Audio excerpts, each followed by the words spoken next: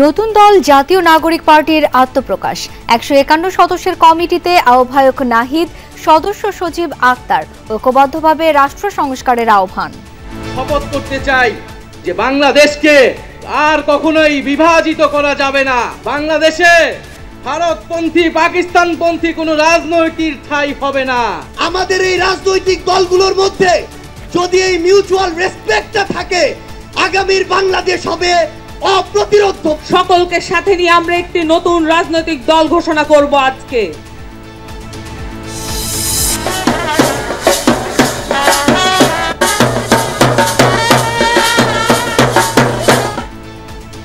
মানিক মিয়া এভিনিউয়ে ঢাক ঢোল আর স্লোগান মিছিলে ছাত্র জনতার উচ্ছ্বাস। বিএনপি, জামায়াত সহ বিভিন্ন রাজনৈতিক দল ও সাধারণ মানুষের শুভকামনা। বর্ধিত সভায় দুই শীর্ষ নেতার বক্তব্যে উজ্জীবিত বিএনপি তৃণমূল। স্বৈরাচার পালালেও প্রতিষ্ঠা হয়নি গণতন্ত্র, বললেন তারেক রহমান। স্বৈরাচার পালালেও গণতন্ত্র কিন্তু এখনো সংখ্যামুক্ত নয়। এরা নানা কৌশলে পুনরায় কিন্তু মাথা চাড়া দিয়ে ওঠার অপচেষ্টায় প্রতিনিয়ত লিপ্ত। রোজার আগে হঠাৎ চড়া মাংসের বাজার। শসা, লেবু ও বেগুনের দাম বাড়তি। ভোজ্য তেলের বাজারে কৃত্রিম সংকট তৈরি।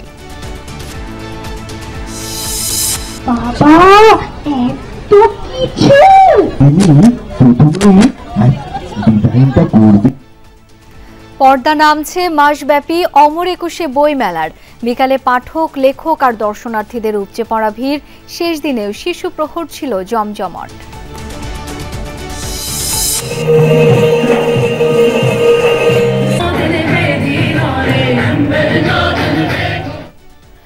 উজলানের অস্ত্র সমর্পণের ঘোষণায় কুর্দিদের আনন্দ উচ্ছ্বাস। তুর্কি সরকারের সাথে পিকেকের 4 দশকের সংঘাত বন্ধের আশা।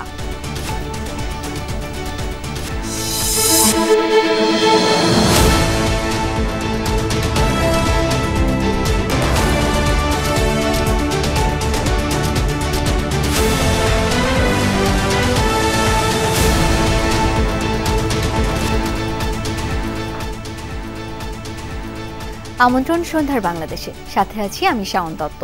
এতক্ষণ শিরোনাম দেখছিলেন। আত্মপ্রকাশ করল শিক্ষার্থীদের নতুন রাজনৈতিক দল জাতীয় নাগরিক পার্টির। ১৫১ সদস্যের কমিটিতে জুলাই আগস্ট গণ অভ্যুত্থানের অন্যতম নেতা নাহিদ ইসলাম আহ্বায়ক, সদস্য সচিব আক্তার হোসেন। রাজধানীর মানিক মিয়া এভিনিউতে দলটির আত্মপ্রকাশ ঘোষণা করেন শহীদ মোহাম্মদ ইসমাইল হোসেন রাব্বির বোন। জাতীয় নাগরিক পার্টির মুখ্য সমন্বয়ক নাসির উদ্দিন পাটোয়ারি, উত্তরাঞ্চলের মুখ্য সংগঠক সার্জিস আলম ও দক্ষিণাঞ্চলের হাসনাত আবদুল্লাহ দলের ঘোষণাপত্র পাঠ করেন নতুন আহ্বায়ক নাহিদ ইসলাম। তিনি বলেন, ঐক্য, ন্যায়, দুর্নীতিমুক্ত ও সমতা ভিত্তিক দেশ গঠনে কাজ করবে এই দল। পূর্বঘোষিত সময় অনুযায়ী মানিক মিয়া এভিনিউতে জড়ো হতে শুরু করে ছাত্র জনতা। একসময় কানায় কানায় পূর্ণ হয়ে ওঠে পুরো এলাকা। কবে হবে নতুন দলের ঘোষণা, সেই অপেক্ষা সবার। 15 মিনিটে মঞ্চে আসেন জুলাই আন্দোলনে শহীদ মোহাম্মদ ইসমাইল হোসেন রাব্বির বোন মিম আক্তার। তিনি ঘোষণা করেন নতুন এই দলের নাম। আমি শহীদ ইসমাইল হোসেন রাব্বির বোন 2024 সালের গণ অভ্যুত্থানের পর ছাত্র জনতার নেতৃত্বে যে নতুন রাজনৈতিক দলটি বাংলাদেশে আত্মপ্রকাশ করতে যাচ্ছে তার নাম জাতীয় নাগরিক পার্টি। একই সাথে পার্টির আহ্বায়ক ও সদস্য সচিবের নামও ঘোষণা করেন তিনি। আহ্বায়কের নাম হচ্ছে নাহিদ ইসলাম এবং সদস্য সচিব আক্তার হোসেন। এই ঘোষণার মাধ্যমে আত্মপ্রকাশ ঘটল জাতীয় নাগরিক পার্টির। দেশের রাজনৈতিক দলের তালিকায় এবার যুক্ত হল শিক্ষার্থী জনতার দল। দলের আহ্বায়ক উপদেষ্টা পরিষদ থেকে পদত্যাগ করা নাহিদ ইসলাম। সদস্য সচিব হিসেবে আছেন আক্তার হোসেন। তিনি একে একে কমিটির বাকিদের নাম পড়ে শোনান। এই সব ঘোষণার মধ্য দিয়ে জাতীয় নাগরিক পার্টির কেন্দ্রীয় কমিটির আংশিক আমরা ঘোষণা করলাম অল্প সময়ের মধ্যে প্রেস রিলিজের মধ্য দিয়ে আমরা আমাদের আহ্বায়ক পূর্ণাঙ্গ কমিটি ঘোষণা করব। নতুন দলের জ্যেষ্ঠ যুগ্ম আহ্বায়ক পদে আছেন সামান্তা শারমিন ও আরিফুল ইসলাম আদিব। পার্টির জ্যেষ্ঠ যুগ্ম সদস্য সচিব পদে আছেন তাসনিম জারা ও নাহিদা সারওয়ার নিভা। এছাড়া প্রধান সমন্বয়কারী পদে আছেন নাসরুদ্দিন পাটোয়ারি, যুগ্ম সমন্বয়ক আব্দুল হান্নান মাসুদ। হাসনাত আবদুল্লাহকে পার্টির দক্ষিণাঞ্চলের মুখ্য সংগঠক ও সার্জিস আলমকে উত্তরাঞ্চলের মুখ্য সংগঠক করা হয়েছে। জাতীয় নাগরিক পার্টির আহ্বায়ক নাহিদ ইসলাম বলেন, এই দল দেশের মানুষের আশা আকাঙ্ক্ষা পূরণ করবে। আমরা আজকের এই মঞ্চ থেকে শপথ করতে চাই যে বাংলাদেশকে আর কখনোই বিভাজিত করা যাবে না। বাংলাদেশে ভারতপন্থী পাকিস্তানপন্থী কোনো রাজনৈতিক ঠাঁই হবে না। অলক হাসান, যমুনা নিউজ, ঢাকা।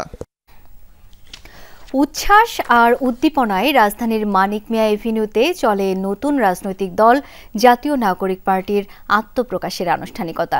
ঢাকঢোল আর বাদ্যযন্ত্র সহ আনন্দঘন পরিবেশে অনুষ্ঠানে আসেন সারা দেশের ছাত্র জনতা। অনুষ্ঠানে যোগ দেন বিএনপি সহ বিভিন্ন রাজনৈতিক দলের নেতারা। তাদের সবার আশা, তারুণ্য নির্ভর এই দল দেশের রাজনীতিতে ইতিবাচক ভূমিকা রাখবে। অনুষ্ঠানে ছিলেন কয়েকটি দেশের কূটনীতিকও। জুলাই আগস্ট গণ অভ্যুত্থানে নেতৃত্ব দেয়া তরুণদের নিয়ে নতুন রাজনৈতিক দলের আত্মপ্রকাশ। জাতীয় নাগরিক পার্টি নামে দলটির প্রথম অগ্রাধিকার দুর্নীতিমুক্ত দেশ গড়া। এই দলকে ঘিরে তাই সাধারণ মানুষের ব্যাপক কৌতূহল।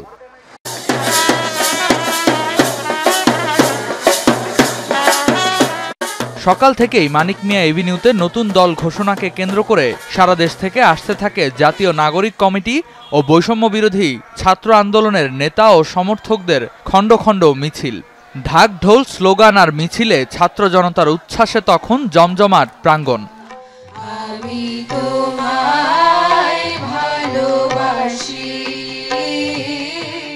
বিকেল প্রায় 4:30 জাতীয় সঙ্গীতের মধ্য দিয়ে শুরু হয় মূল আনুষ্ঠানিকতা। পরে জুলাই আন্দোলনে শহীদদের স্মরণে 1 মিনিট নীরবতা পালন করা হয়। জাতীয় নাগরিক পার্টি নিয়ে সারা দেশ থেকে আসা সমর্থকদের প্রত্যাশাও অনেক। আজকে যে দল প্রকাশ হতে যাচ্ছে, নতুন দল, এরা যদি সুন্দর কাজ করে বাংলাদেশ বিনির্মাণে আমরা পাশে থাকব। যদি দেখি বিগত ফ্যাসিস্ট সরকারের মতো তাদের কার্যকলাপ, তাহলে আমরাও তাদের বিরুদ্ধে রাজপথে অবস্থান করব। আমাদের দাবি আদায়ের জন্য জনগণকে নিয়ে সর্বদা আমরা কাজ করব, কতটুকু পারবো জনগণ বিচার করবে। 24-এর আন্দোলনে যেরকম আমরা তাদের উপরে ভরসা রাখছি এবং এখনো আমরা রাখছি, আমরা আশা করছি তাদের দ্বারা আগামী দিনে ভালো কিছু হবে। এসেছেন বিএনপি, জামাত ইসলামী, ইসলামী আন্দোলন, নাগরিক ঐক্য, গণ অধিকার পরিষদ, এবি পার্টি সহ বিভিন্ন রাজনৈতিক দলের নেতারাও। তাদের প্রত্যাশা, দেশ গঠনে দীপ্ত ভূমিকা রাখবে নতুন এই রাজনৈতিক দল। আমরা আশা করি যে আমাদের সামনে একটা গণতান্ত্রিক রাজনৈতিক ব্যবস্থা তৈরি করার যে চ্যালেঞ্জ আছে, সেই চ্যালেঞ্জ মোকাবেলায় তারা ইতিবাচক ভূমিকা রাখবে। আমরা অপেক্ষা করছি, আমরা সকল ফ্যাসিবাদ বিরোধী আন্দোলনে যারাই ছিল সকলের সাথে জাতীয় চেতনায় ঐক্যের সুযোগ সবসময় রয়ে গেছে। এখন নবীনদেরকে জায়গা দিতে হবে।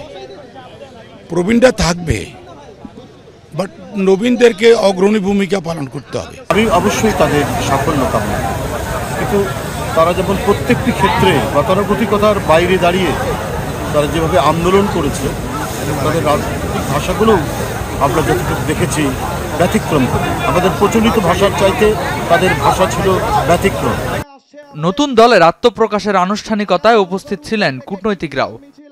তখন একদল তরুণ রাস্তায় নেমে এসেছিল তাদের ভাই বোনদের জন্য, তারা প্রাইভেট। আয়োজনে ছিলেন জুলাই অভ্যুত্থানে অংশ নেয়া প্রাইভেট বিশ্ববিদ্যালয়ের প্রতিনিধিরাও।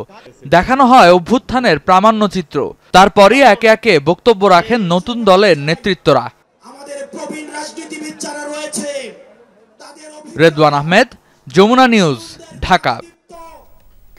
দর্শক, নতুন দলের আত্মপ্রকাশ অনুষ্ঠানের আরো খবর জেনে নেব সহকর্মীদের কাছ থেকে। আখলাকুস সাফা এবং লামিয়া তিথি সঙ্গে আছেন। শুরুতেই যাব আখলাকুস সাফার কাছে।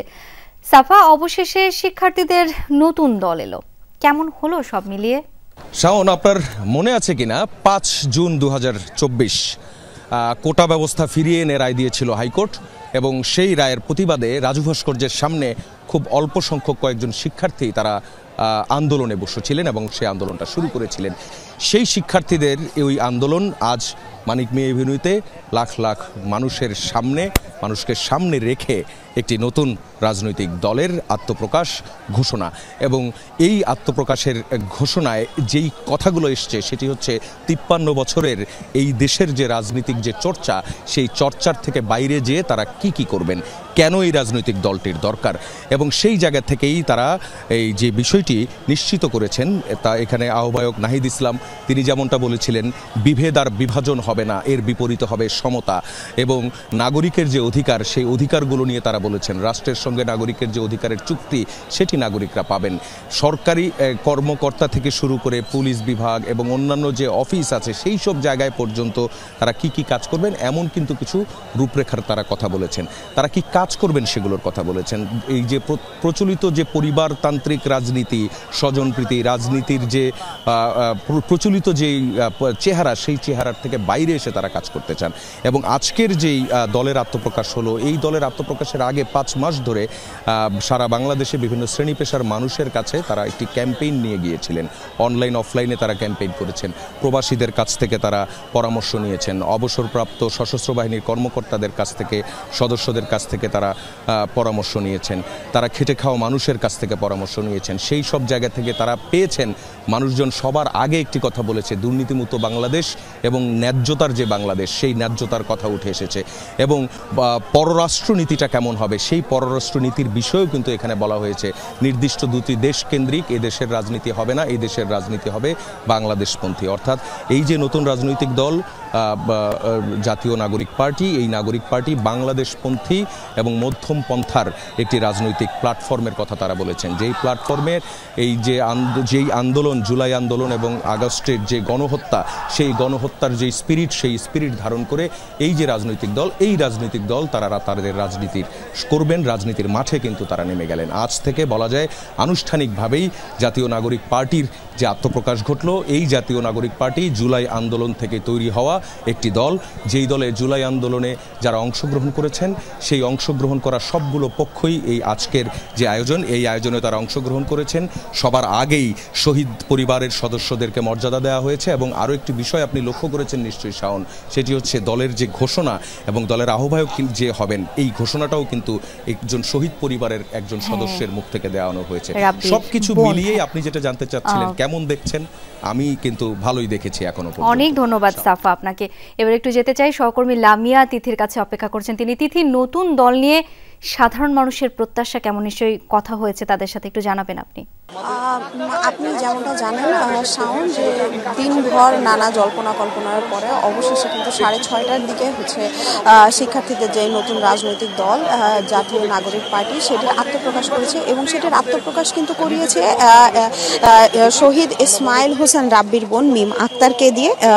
তো তার মাধ্যমে কিন্তু দলের নাম এবং আহ্বায়ক ও সদস্যদের পরিচয় করে দিয়েছেন। আর জনগণের যে কথাটি বলছিলেন যে জনগণের প্রত্যাশা কি, জনগণ একটাই বলছে যে এই রাজনৈতিক দলের মধ্যে থেকে এইটি যেন গ্রাম থেকে এবং গ্রাম দলগুলোর মধ্যে, কেন্দ্র থেকে কিন্তু গ্রাম পর্যন্ত নিজেদের মধ্যে যে সুস্থ প্রতিযোগিতা রয়েছে সেটি যেন কেউ কাউকে প্রতিপক্ষ না মনে করে। এই 24-এর অভ্যুত্থানকে কেউ যেন ভুলে না যায় এবং কাউকে কোনো প্রতিপক্ষ না ভাবে। একই সাথে কিন্তু যে বড় রাজনৈতিক দলগুলো রয়েছে সেগুলো কিন্তু ছোটদের সুযোগ দেওয়ার জন্য কথা বলেছেন। আর সকলের জনগণের একটাই সবচেয়ে সর্বোচ্চ দাবি ছিল, যেটি খুনি হাসিনার বিচার যেন তারা ঐক্যবদ্ধভাবে এই বাংলাদেশের মাটিতেই করতে পারে। একই সাথে যে বাংলাদেশের যে আইন শৃঙ্খলা পরিস্থিতি রয়েছে বর্তমানে, তো এই পুলিশ ব্যবস্থা এবং আইন শৃঙ্খলা পদ্ধতির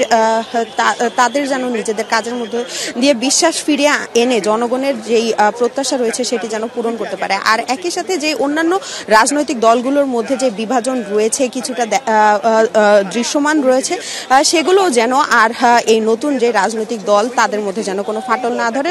মূলত তাদের একটাই চাওয়া, যেটি হচ্ছে 24-এর যে জুলাই গণ অভ্যুত্থান রয়েছে তাদের যেন তাদের মধ্যে যেন কোনো ধরনের বিভাজন সৃষ্টি না হয় এবং সকলে যেন ঐক্যবদ্ধভাবে 24-এর যেই খুনি হাসিনা সরকার ছিল তাদের যেন সকলের বিচার করতে পারে, সেই আহ্বানই জানিয়েছে। তিথি, ধন্যবাদ আপনাকে।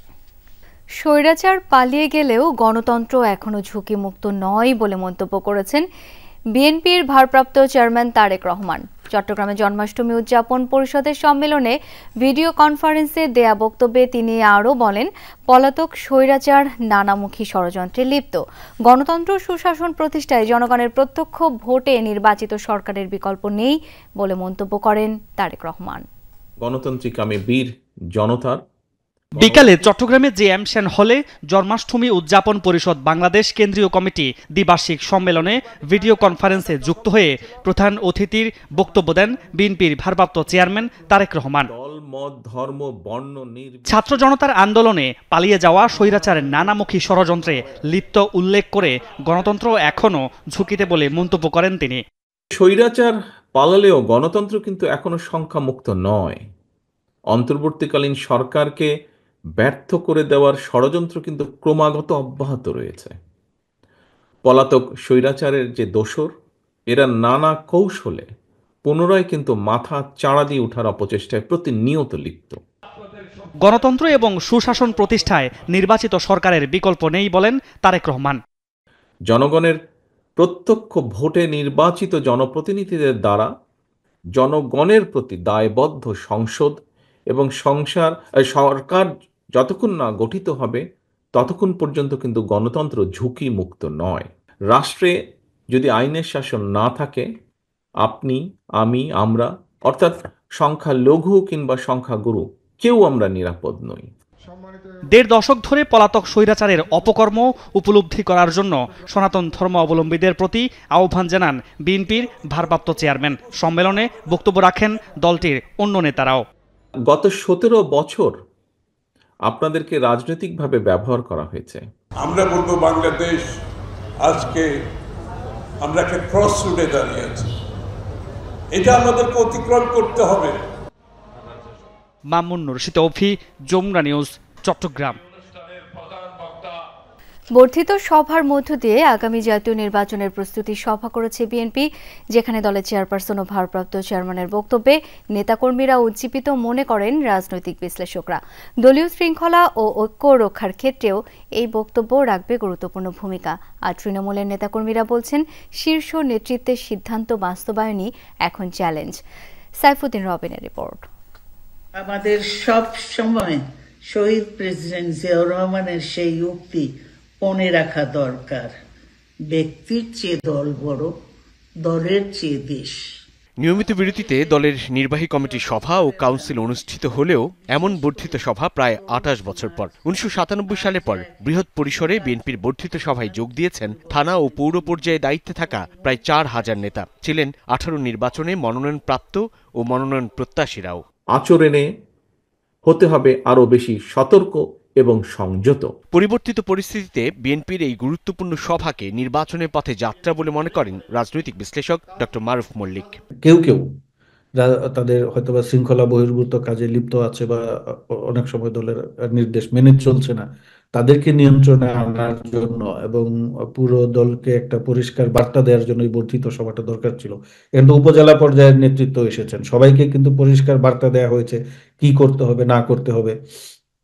এবং পাশাপাশি আমার কাছে মনে হচ্ছে যে এটা বিএনপির জন্য একটা নির্বাচনী প্রস্তুতি সভা হয়ে গেল। তার মতে বর্ধিত সভায় দলের দুই প্রধান নেতা খালেদা জিয়া ও তারেক রহমানের বক্তব্য ছিল ইতিবাচক। উস্কানি ও বিভাজনের রাজনীতি ভুলে নির্বাচনের পথে হাঁটার নির্দেশনায় উজ্জীবিত হয়েছে কেন্দ্র থেকে তৃণমূলের নেতারা। খালেদা জিয়া এই মুহূর্তে শুধু বিএনপির নেতা না, উনি জাতীয় অভিভাবক বা জাতীয় নেতায় পরিণত হয়েছেন। তো সেই জায়গায় খালেদা জিয়া যখন বলেন যে একটা গণতান্ত্রিক প্রক্রিয়ায় যাওয়ার জন্য দ্রুত নির্বাচন দিতে হবে বা নির্বাচন করা উচিত, এবং অতীতের ইতিহাস প্রসঙ্গ টেনে যখন তিনি বলেছেন, সেটা কিন্তু একটা আমাদেরকে ভিন্ন গুরুত্ব দেয়। বিএনপির পররাষ্ট্র নীতিতে একটু পরিবর্তন লক্ষ্য করা যাচ্ছে, এবং যেটা বলেছে যে বিএনপি সবাইকে হয়তো আশ্বস্ত করতে চেয়েছে যে এখানে কেউ স্থায়ী বন্ধু বা স্থায়ী শত্রু বলে কিছু নাই, তারা একটা উদারনৈতিক পররাষ্ট্র নীতি অনুসরণ করবে ন্যায্যতার ভিত্তিতে। বর্ধিত সভায় দলের সর্বোচ্চ দুই নেতার বার্তায় ছিল দলীয় শৃঙ্খলা রক্ষায়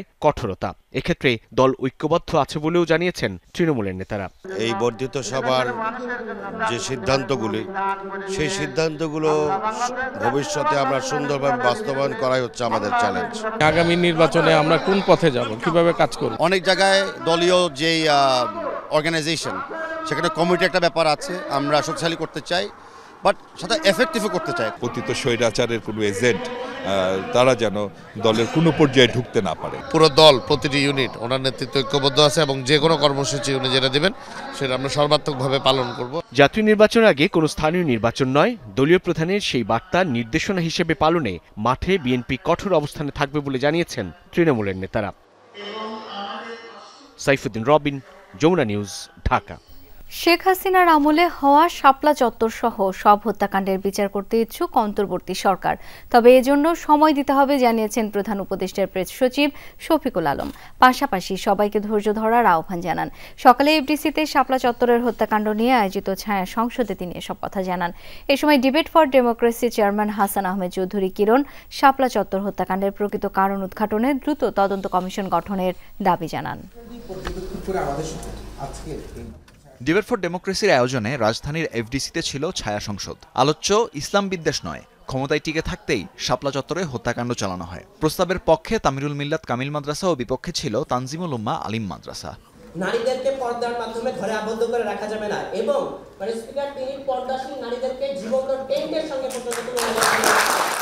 বিতার্কিকদের দুই পক্ষের উপস্থাপন ও যুক্তি খণ্ডন শেষে কথা বলেন প্রধান উপদেষ্টার প্রেস সচিব শফিকুল আলম। জানান, শেখ হাসিনার আমলে হওয়া শাপলা চত্বর সহ সব হত্যাকাণ্ডের বিচার করতে ইচ্ছুক অন্তর্বর্তী সরকার, তবে এর জন্য সরকারকে সময় দিতে হবে। তাই সবাইকে ধৈর্য ধরার আহ্বান জানান তিনি। বলেন, জুলাই গণহত্যা ও ফ্যাসিস্ট আমলের গুম নিয়ে সরকার অগ্রাধিকার ভিত্তিতে তদন্ত করে যাচ্ছে। ইন্টারিম গভর্নমেন্টের ইচ্ছা আছে যে সমস্ত হত্যাকাণ্ডই ইনভেস্টিগেট করা। পরবর্তীতে যে গভর্নমেন্টই আসছেন আমার মনে হয় যে শাপলা চত্বরের উপরে সবাই ইনভেস্টিগেট করবেন। শাপলা চত্বরে কী হয়েছিল, হাসিনার আমলে যারাই যত ধরনের হত্যাকাণ্ডে যারাই জড়িত ছিলেন সবাইকে বিচারে আনা হবে এবং আমরা সবাইকে অনুরোধ করব আপনারা অস্থির হবেন না।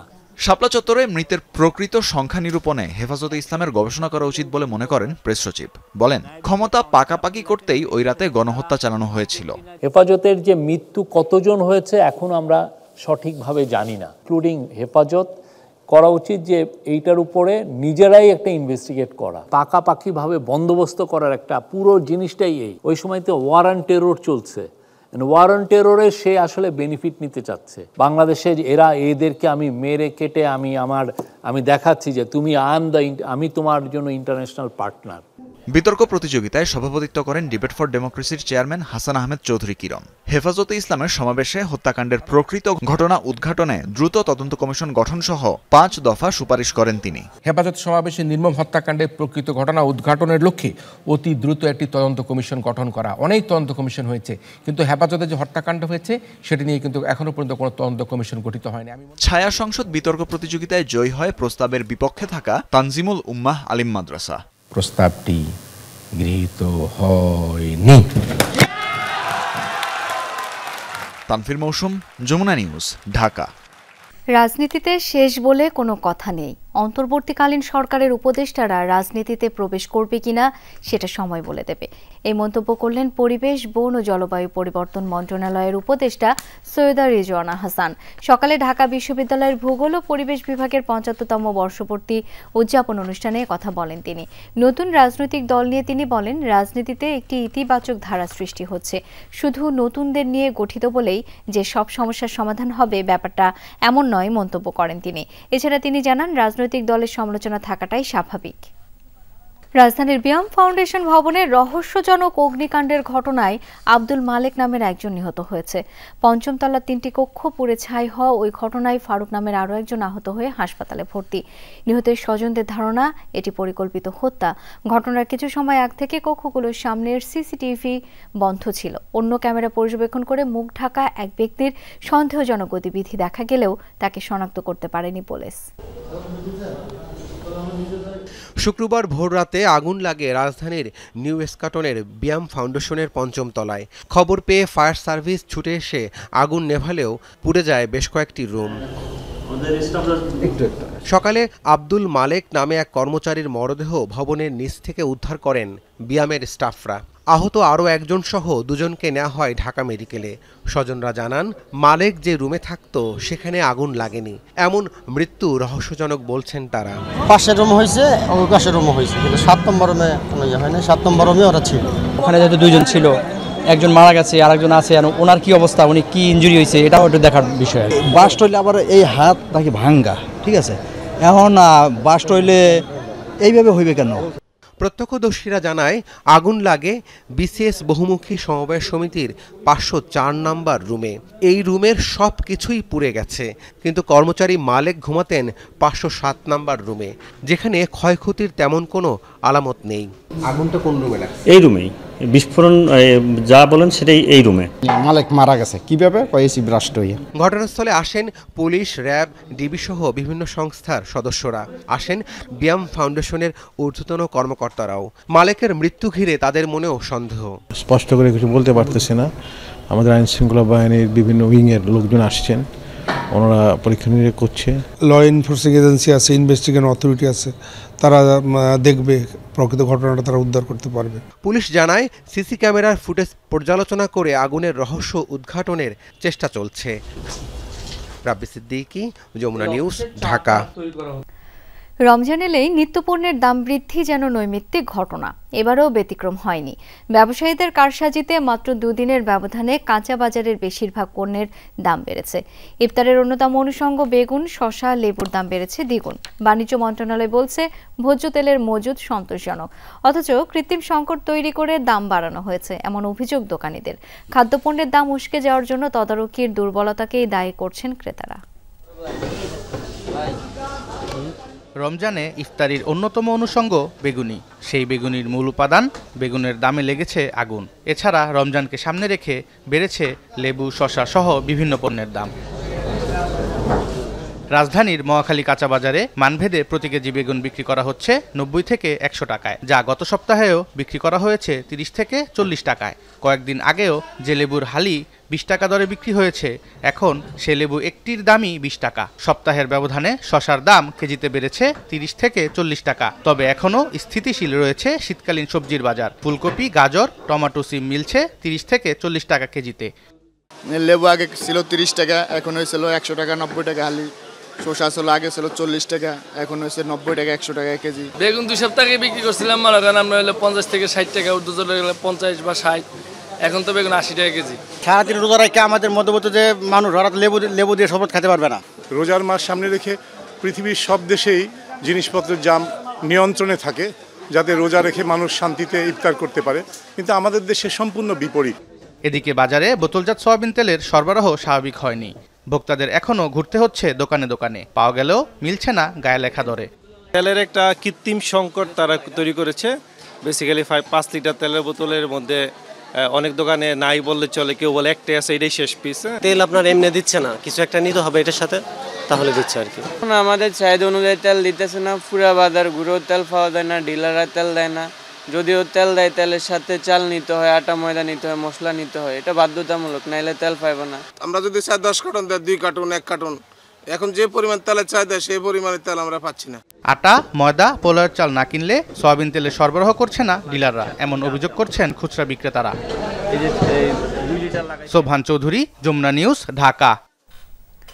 এদিকে প্রতিবারের মতো এবারও রোজা শুরুর আগেই বেড়েছে মাংসের দাম।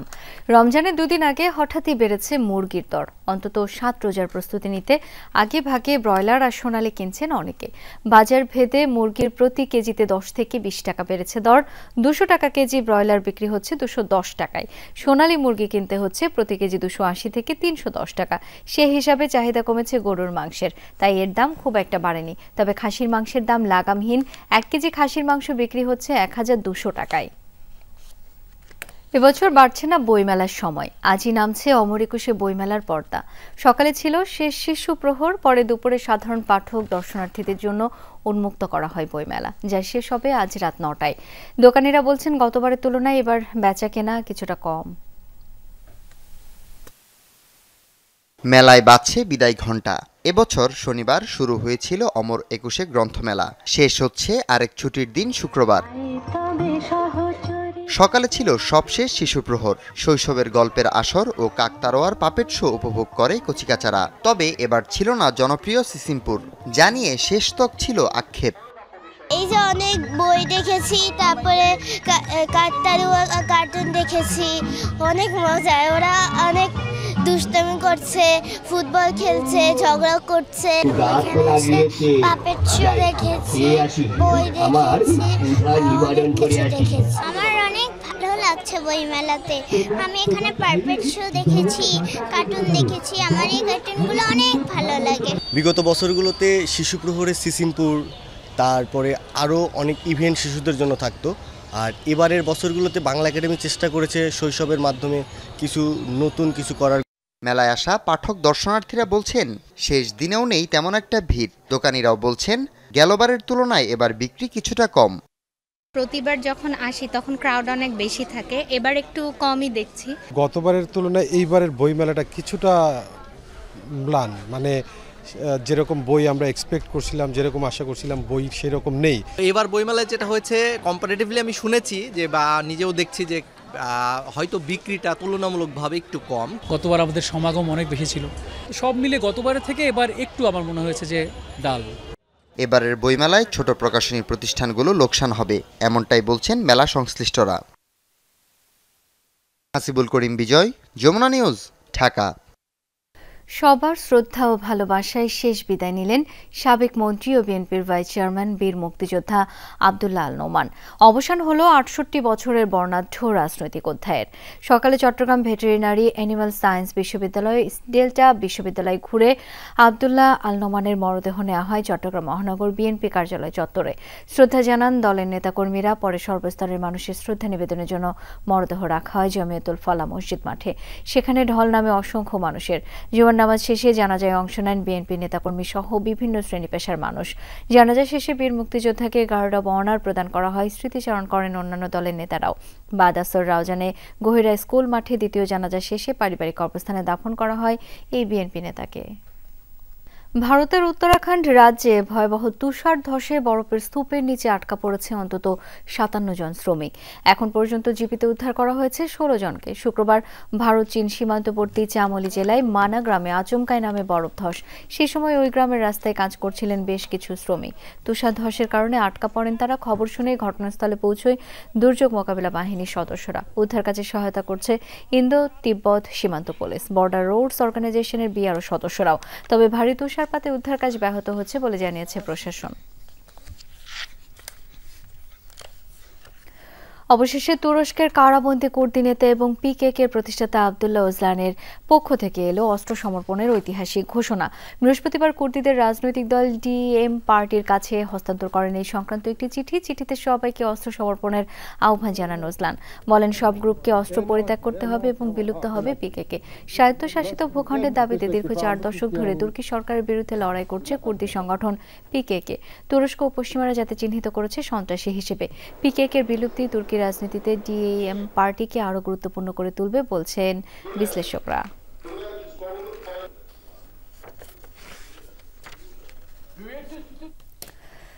চাঁদের অবিশ্বাস্য ক্লোজ আপ ভিডিও ধারণ করল যুক্তরাষ্ট্রের মহাকাশ গবেষণা সংস্থা নাসার মহাকাশযান ব্লু ঘোস্ট।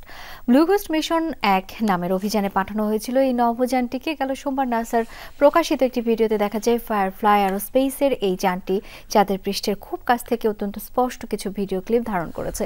চাঁদের বিভিন্ন দিক থেকে ধারণ করা হয় এই ক্লিপগুলো। চন্দ্র বিজয়ের প্রায় ৫৬ বছর পর এবছরের ১৫ই জানুয়ারি প্রথমবারের মতো বাণিজ্যিক উদ্দেশ্যে চাঁদে এই নভোযান পাঠিয়েছিল নাসা।